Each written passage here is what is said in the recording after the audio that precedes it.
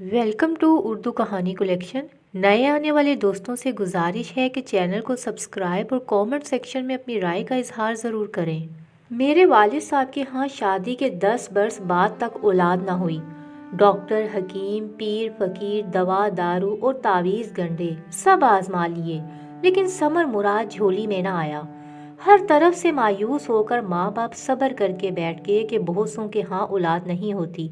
आखिर वो भी तो इस दुनिया में जी रहे हैं। जीना लाजिम था जब तक जिंदगी के दिन पूरे ना हों। इंसान को इस जहान फानी से निजात नहीं मिलती। अपनी जिंदगी पर इख्तियार है और ना मौत पर बस चलता है। ये अल्लाह की मर्जी है और इसके इख्तियार में है।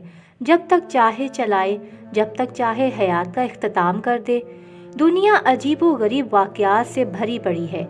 ऐसे में एक वाक़या मेरे वालिदैन के साथ भी पेश आया। शादी के 11वें बरस एक रात घर के दरवाजे पर किसी ने दस्तक दी। वालिद साहब की इस दिन तबीयत कुछ ठीक ना थी। इन्हें खांसी उठ रही थी और इनकी खांसी की वजह से मेरी वालदा सो ना पाई। गर्ज ये कि इस रात दोनों ही जाग रहे थे। 2-3 बार दस्तक हुई तो वालिदा ने शोहर से कहा, जरा देखिए रात को इस वक्त कौन आया है, खुदा खैर करे। वालिद साहब दरवाजे पर पहुंचे और पूछा कि कौन है।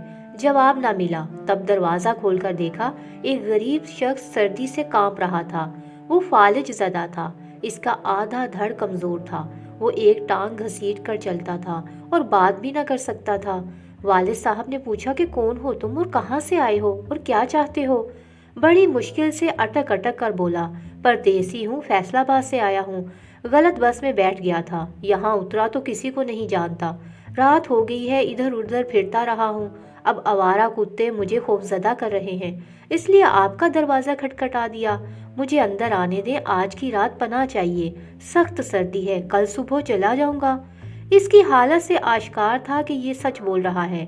वालिद साहब ने कुछ सोचकर दरवाज़ा खोल दिया। गैराज में चारपाई पड़ी हुई थी, इस पर बिठाया। फिर अम्मी से कहा कि कुछ खाने को है तो दे दो, एक गरीब मुसाफिर है, इसको खाना खिलाना है। वालदा किचन में गई और खाना गर्म करके दे दिया।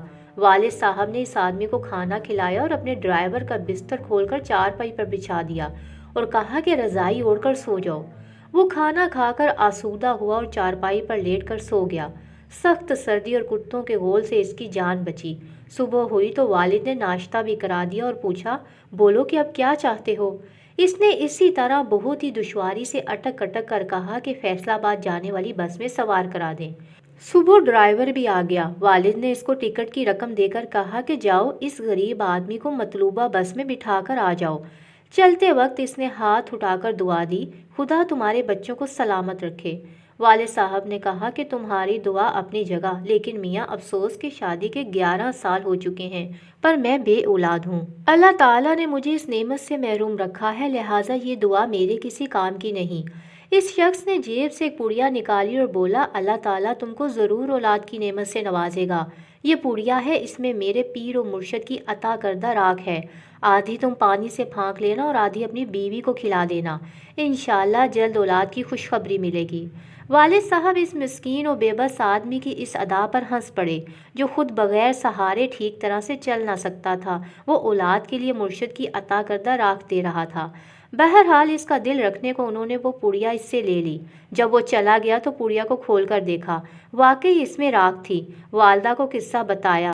मेरी वालिदा पीरों फकीरों को मानती थीं। उन्होंने बिस्मिल्लाह पढ़कर आधी राख, जो चुटकी भर होगी, खुद फाँक ली और आधी अपने शरीके हयात के लिए रख दी कि तुम भी फाँक लो।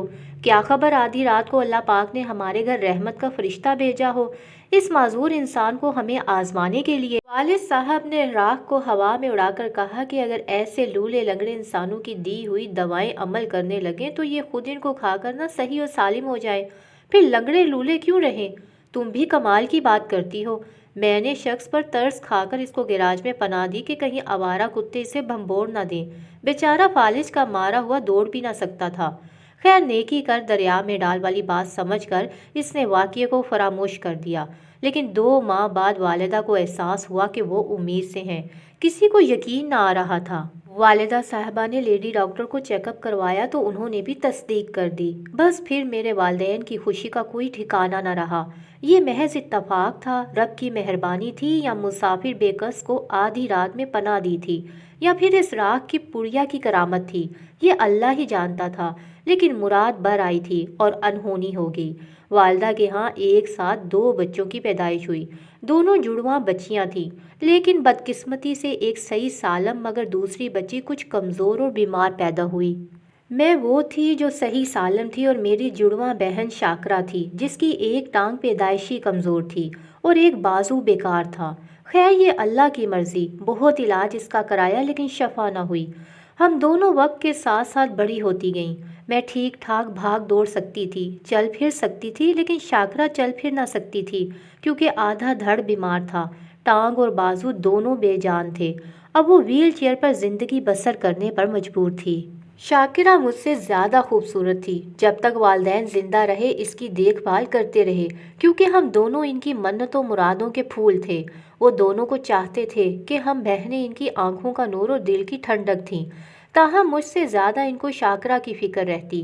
میں نے BA پاس کر لیا اور وہ اسکول بھی نہ جا سکی، اپنی معذوری کی وجہ سے کوئی ہنر بھی نہ سیکھ پائی، بس تھوڑا بہت جو امی ابو نے اسے گھر میں پڑھا دیا اس نے پڑھ لیا۔ BA کے بعد میں نے یونیورسٹی جانے کی خواہش کا اظہار کیا۔ والد صاحب نے داخلہ دلوا دیا کیونکہ ان کو میری ہر خوشی عزیز تھی۔ دونوں بہنوں کے بعد ان کے ہاں پھر کوئی اولاد نہ ہوئی۔ جب میں نے MA کر لیا تو والدین کو میری شادی کی فکر ہوئی۔ انہی دنوں میرے کلاس فیلو ریحان نے مجھے پرپوز کیا جو مجھ سے محبت کرنے لگا تھا۔ میں بھی اسے پسند کرتی تھی۔ اس نے شادی کے لیے کہا تو میں نے جواب دیا کہ اپنے والدین کو ہمارے گھر بھیجو، اگر امی ابو ہاں کریں گے تو ہماری شادی ہو جائے گی۔ وہ اپنے والدین کے ہمراہ ہمارے گھر آیا۔ میرے والدین نے اس کو پسند کیا لیکن ساتھ عجیب شرط رکھ دی کہ اگر اس کے والدین اپنے دوسرے بیٹے کے لیے شاکرا کا رشتہ قبول کرتے ہیں تو میرا بیاہ ریحان سے کر دیں گے، ورنہ انکار ہے۔ یہ شرط سن کر اس کے والدین سکتے میں آ گئے کیونکہ شاکرا گرچہ خوبصورت تھی لیکن پڑھی لکھی بھی نہ تھی۔ بہرحال اس وقت انہوں نے یہی جواب دیا کہ سوچ کر بتائیں گے، لیکن گھر جا کر اس معاملے پر سرد مہری اختیار کر لی۔ ریحان کو مجھ سے محبت تھی اور وہ میرے علاوہ کسی اور سے شادی نہ کرنا چاہتا تھا۔ یہی حال میرا بھی تھا، لیکن اس کے والدین میرے والدین کی شرط پوری کرنے سے قاصر تھے۔ ریحان کا ایک ہی چھوٹا بھائی تھا جو انجینئرنگ کے آخری سال میں تھا۔ جب اس نے والدین کی زبانی میرے گھر والوں کی شرط کا سنا تو ریحان کی خاطر اس نے شاکرا کو دیکھنے کی خواہش کا اظہار کیا۔